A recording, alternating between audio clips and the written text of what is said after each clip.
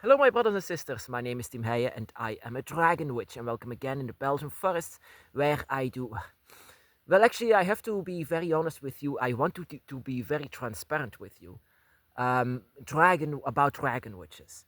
What I actually come to do here in this forest is shadow work, and shadow work is another word for neutralizing the darkness within yourself. Because I have to be very honest, there is a lot of darkness.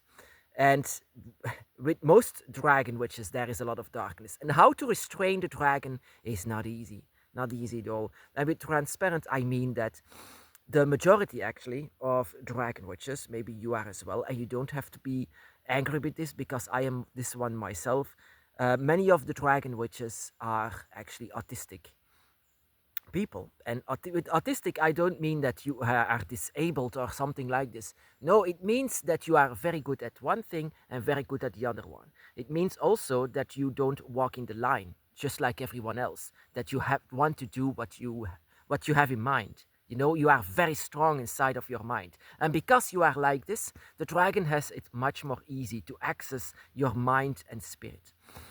With that being said, that means that people like ourselves are not easy actually just to neutralize the darkness. We have a lot of it. And together alongside with the dragon spirit inside of ourselves, together with what we have here in this world as a human, this is a combination that you actually, it's not easy to have shadow work. To, for example, go to the forest and meditate. No, I really to have draconic shadow work, you really have to need your dragons by your side. Your dragons by your side are there, but the one dragon that you need to let rise is Leviathan, the one that knows your darkness. He knows you true and true, the guardian of the gate of the dragon, and also the yeah the Lord of the Void, you can say. But the Lord of the Void knows your reflection. Every single darkness that is inside of you is something that he can see in every corner of his eye. He knows your complete darkness, and he's also your greatest teacher, the one that wants to call you welcome inside of the dragon realm. But by doing this, you need to see your darkest selves. And once you see your darkest selves, it's not easy to come back out of this. But you will be coming back as a pure draconic spirit. So what you need to be careful for yourself is what a lot of us have is to see yourself as lesser, because that was my first test. See yourself as lesser the dragon, see yourself as lesser as the humans. No, on the contrary, you have to see yourself as the one and only, the most important person here on earth, the most important being here on earth, even though other people might not see it, but that is not the point. You don't have to see it like this. You have the spotlight, the rest is decoration. So, jealousy, that is also something that you don't want to have. Jealousy can take you along in this wrong pride, jealousy on someone else. Like I said, you don't have to have jealousy. You are the one in the spotlight. You don't have to see, oh, there is more light directed on this one. You don't have to do that. And of course, anger, and that is difficult. That is very difficult because of two reasons. The autism that we have. I have to be very honest, transparent. Um, if I am, I'm very calm. Normally, with humans, I'm very calm. Normally, I wear a mask when I stand with humans.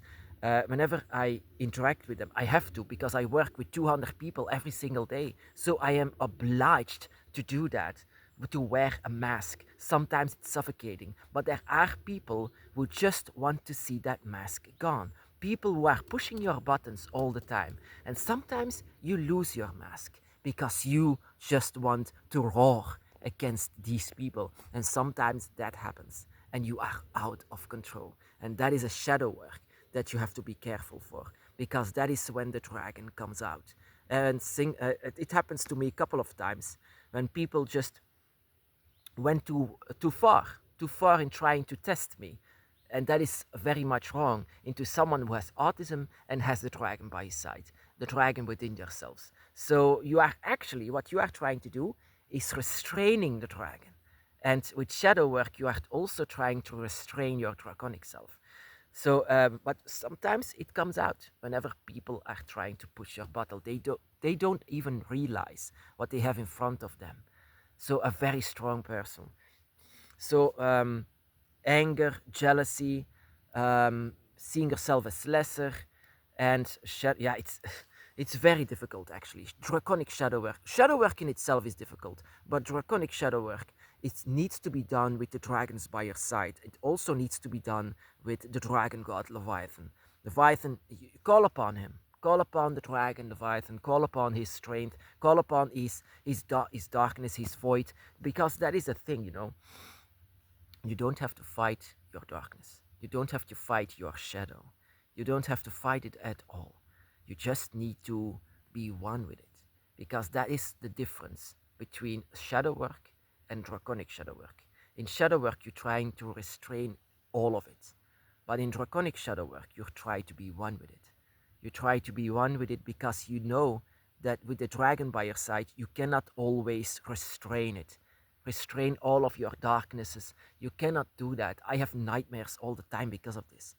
But you don't always have to restrain it because, for two simple reasons, you cannot restrain someone who has autism, and you cannot restrain someone who is a dragon spirit.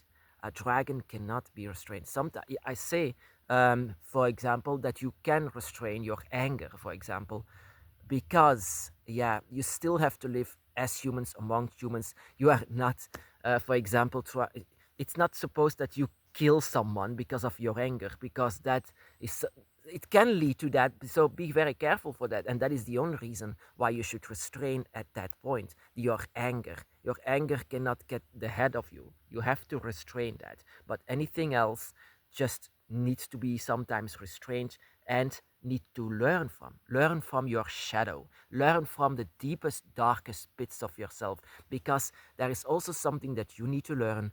Humans lie to themselves. The perfect example for that is, for example, I saw all of these animals die in the slaughterhouse, huntings. People laugh with it. And I said, yeah, it's a way of life.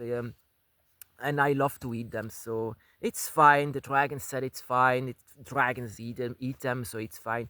No, that is lying to myself. That is just simply my humanity. Because in the other way, dragons are guardians, protectors, and they don't like bullies. So it was the other way around. I was lying to myself. So in draconic shadow work, be careful, because lying to yourself is easily done, very easy, and especially for people who, and of course, and that is also something that I have, and that is addictions. Addictions, for example, I left one addiction, that is meat, but for example, I still smoke cigars, and that is also, yeah, kind of dark, because it shortens my life. It shouldn't be. Yeah, addictions in itself, bad addictions, need also to be overcome here in this world. So yeah, addictions as well is also a way of shadow work, but it's like I said, it's very much different with with simply shadow work and knowing. I mean, restraining your darkest selves. No, um, to know your shadow self. Whenever you know your draconic shadow, you know yourself as well, and so that you can have the powers of the void, that you don't have to be afraid of hell anymore.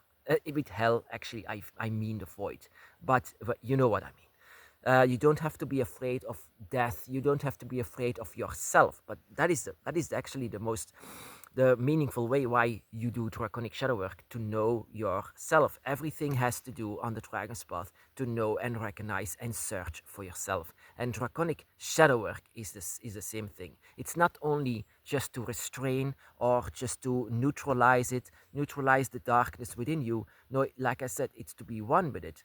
It is also to know it. It also to recognize it. It is also to know your dark self, so that you can use every single bit of it. Like I said, the dragon. I mean, for example, the dragon is demi-darkness. So whenever you do smudge or something like that to get away from evil spirits, well, don't do this with the dragon, because the dragon in itself is demi-darkness. So don't say that darkness has to leave with the dragon, and darkness don't have to leave with you.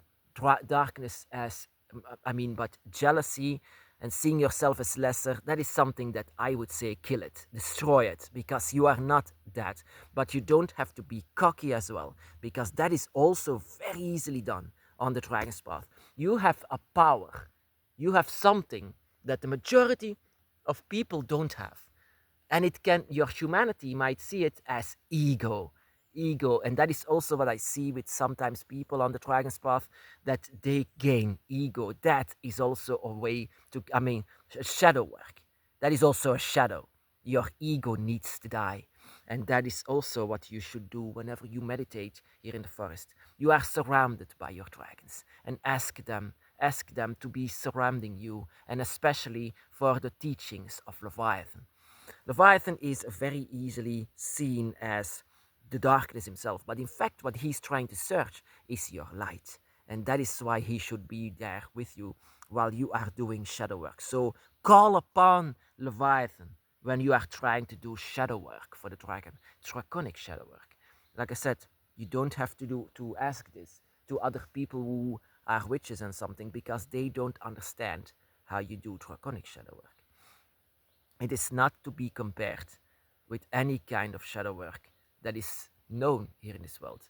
Here, you have to be one with the darkness of a dragon, but also you have to be very honest with yourself. Most of the people who are on the dragon's path are autistic, and you don't have to see it as an insult or something bad or handicapped or whatever. No, I see it as a strength. It's a strength because of this, your dragon self and the dragons by your side are more easily connected to you. You can walk out of the line. You can write out of the lines. You can do this. You are not a slave like the rest of the people. And that is because your autism allowed you to. And because of that, you found the dragon. Is that also bad? Of course not. Of course it isn't. But many people will see it as something bad. But you shouldn't do it. You shouldn't see something like this. You should be so proud of it. Proud of who you are, and what you can do, and what you are able to do. So don't lose your dark dragon self. Don't lose it, because it's precious. It makes you who you are. You just don't have to allow to overtake you. You have to control it. Have to control your own darkness, your own draconic self, and the darkness that lives within you. And it's not easy to do so because of the reasons what I told you. So overcome your darkness, but don't fight it. Don't destroy it, but be one with it.